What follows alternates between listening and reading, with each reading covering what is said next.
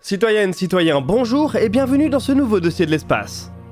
Bien qu'elles nous paraissent éternelles, les étoiles ont un cycle de vie fini. Elles naissent, connaissent plusieurs phases qui peuvent voir leur taille varier grandement, puis meurent. Les notions de vie et de mort d'une étoile désignent en fait leur activité de fusion nucléaire. Si une étoile fusionne de l'hydrogène ou même des éléments plus lourds, elle peut être considérée comme vivante. Et si ces réactions de fusion n'ont plus lieu, elle peut être considérée comme morte, même si elle brille encore. Prenons l'exemple du Soleil. Il s'agit d'une naine jaune qui a commencé à brûler son hydrogène voilà 4,5 milliards d'années. Il est à peu près à la moitié de son cycle de vie. Dans 5 ou 6 milliards d'années environ, il arrivera au bout des réserves d'hydrogène situées en son cœur. Il commencera alors à fusionner de l'hélium et montera en température. Cela permettra de fusionner de l'hydrogène en dehors du cœur et fera gonfler notre étoile.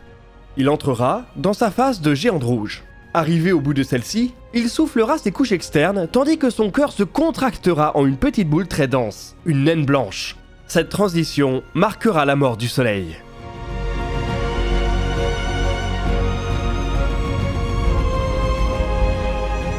Une naine blanche ne connaît en effet plus aucune réaction de fusion nucléaire. Elle continue de briller en rayonnant la chaleur emmagasinée, mais elle ne peut plus être considérée comme vivante. Dans certaines configurations très précises, il arrive pourtant que certaines de ces naines blanches ressuscitent, de manière très violente. Elles peuvent ainsi devenir, à l'aide d'un compagnon, des étoiles zombies.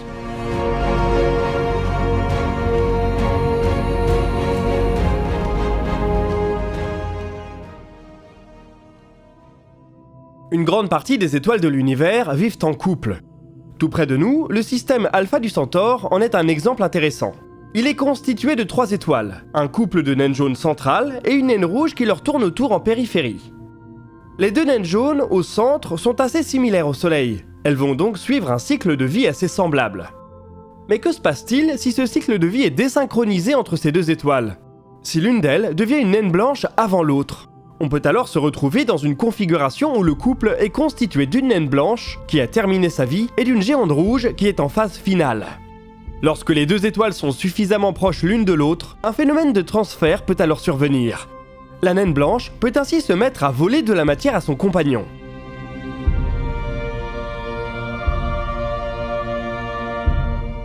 Les couches externes de celui-ci ayant gonflé et étant très peu denses, elles peuvent tomber en direction du puissant champ gravitationnel de la naine blanche. Celle-ci peut ainsi se mettre à accumuler à nouveau de l'hydrogène.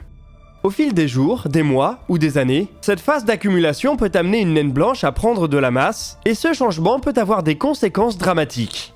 Le destin des étoiles dépend beaucoup de leur masse. Lorsqu'elles se forment par exemple, les étoiles de petite masse auront des vies très longues, se comptant en centaines ou milliers de milliards d'années.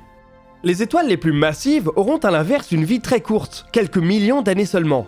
Même constat au moment de leur mort. Les étoiles les moins massives donneront naissance à des naines blanches, tandis que les plus grosses pourront laisser derrière elles des étoiles à neutrons, voire des trous noirs. Changer la masse d'une étoile, c'est donc changer son destin. En volant la matière d'un compagnon, une naine blanche peut laisser derrière elle son refroidissement paisible, pour entrer dans un scénario beaucoup plus haut en couleur.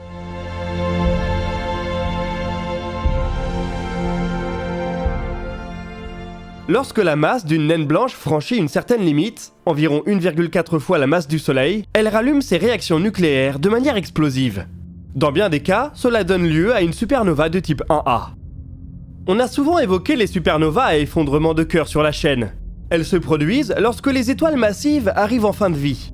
Une supernova de type 1A est un mécanisme différent. Elle se produit au cœur d'une naine blanche lorsque sa prise de masse fait monter la pression et la température. Celle-ci finit par franchir un palier qui autorise la fusion du carbone. En quelques secondes, une partie significative du cœur de la naine blanche va ainsi fusionner, libérant une énergie colossale et pulvérisant complètement l'étoile.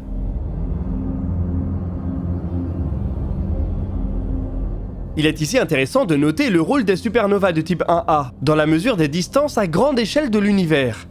Ces supernovas se produisent dans des conditions de masse très précises et libèrent donc toujours la même quantité d'énergie. Elles ont donc également la même luminosité absolue. Une supernova de type 1A produira donc toujours le même pic lumineux où qu'elles apparaissent dans l'univers. En comparant cette luminosité absolue à celle qu'on observe depuis la Terre, on peut estimer de manière assez juste la distance qui nous sépare de cette supernova. Cela en fait ce qu'on appelle une chandelle standard. La découverte de ce phénomène a été un énorme pas en avant pour l'astronomie.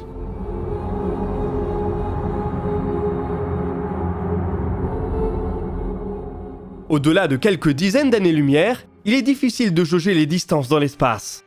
Les supernovas de type 1A sont un des rares phénomènes qui nous permet de donner une distance avec confiance. Cela peut permettre d'évaluer en retour la distance de la galaxie dans laquelle elle se produit, voire du cluster environnant.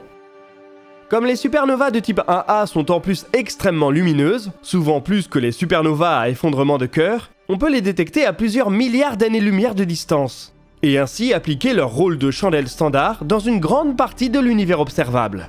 Bref, les supernovas de type 1A présentent un cas de résurrection très bref d'une étoile morte. Une naine blanche qui pendant quelques secondes va retrouver sa gloire d'antan avant de disparaître à jamais.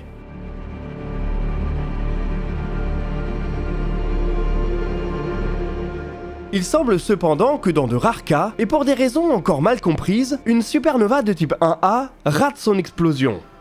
Elle produit une déflagration faible, désignée sous le nom de supernova de type 1AX. Plusieurs dizaines de ces explosions ont pu être recensées au cours de ces dernières années. La faiblesse de cette explosion fait que dans certains cas, la naine blanche qui lui a donné naissance n'est pas détruite. Au contraire, elle apparaît revigorée, une véritable étoile zombie.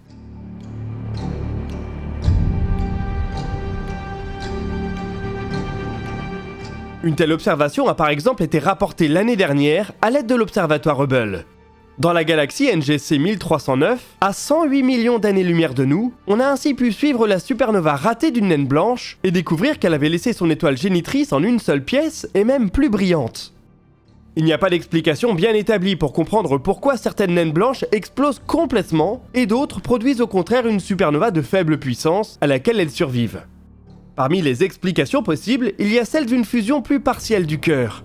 Pour des raisons qu'il resterait à expliquer, certaines naines blanches ne fusionneraient qu'une fraction de l'oxygène et du carbone disponible une fois qu'elle aurait atteint la masse de Chandrasekhar, la limite de 1,4 fois la masse solaire qui déclenche l'explosion.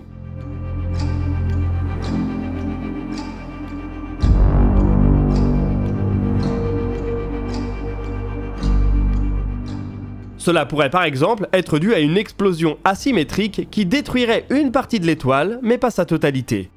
Autre possibilité, l'explosion pourrait être déclenchée sous la masse de Chandrasekhar et serait ainsi moins puissante. Elle n'aurait donc pas l'énergie nécessaire pour disloquer l'étoile, expliquant les observations post-explosion. Des mécanismes de nature plus exotique pourraient également avoir lieu, mettant par exemple à contribution des créations de paires électrons-positrons. Le fait est que personne n'a encore de certitude pour expliquer pourquoi certaines naines blanches semblent rater leur supernova.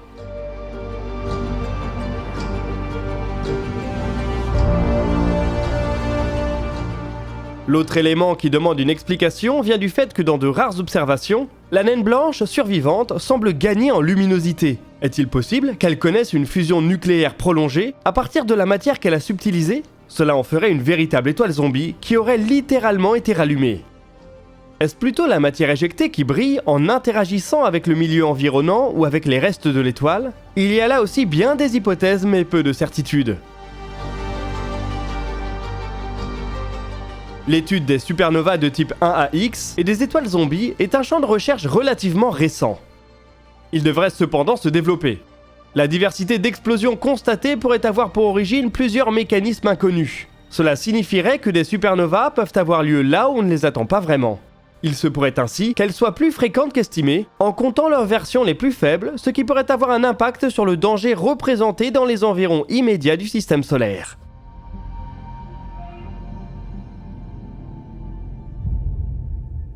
Il faut aussi comprendre le rôle qu'ont ces supernovas ratées dans la nucléosynthèse stellaire. La majeure partie des éléments plus lourds que l'hélium sont créés au cœur des étoiles, via les fusions qui se produisent en fin de vie. Ils sont ensuite répartis dans l'univers lorsque ces étoiles explosent. Et oui, l'oxygène que vous respirez et le carbone présent dans votre corps ont un jour été créés par fusion au centre d'une étoile, il y a probablement bien des milliards d'années. Les supernovas de type 1 à X présentent un nouveau cas de figure qu'il faut prendre en compte lorsqu'on essaie de modéliser la répartition des éléments lourds. Toujours sur le plan de la cosmologie, il faut se rappeler du rôle de chandelle standard des supernovas de type 1A, celles qui explosent en totalité. Est-il possible que des explosions qu'on pense complètes soient en réalité parfois partielles et viennent fausser nos mesures de distance? Pour y répondre, il faudra comprendre au mieux ce qu'il se passe lorsque ces étoiles détonnent. Notre Soleil, pour sa part, ne devrait pas être exposé à un tel processus. En l'absence de compagnons, il restera probablement à jamais dans sa phase de naine blanche, jusqu'à complètement refroidir pour devenir une naine noire. Rassurez-vous, cela n'arrivera pas avant bien des milliards d'années.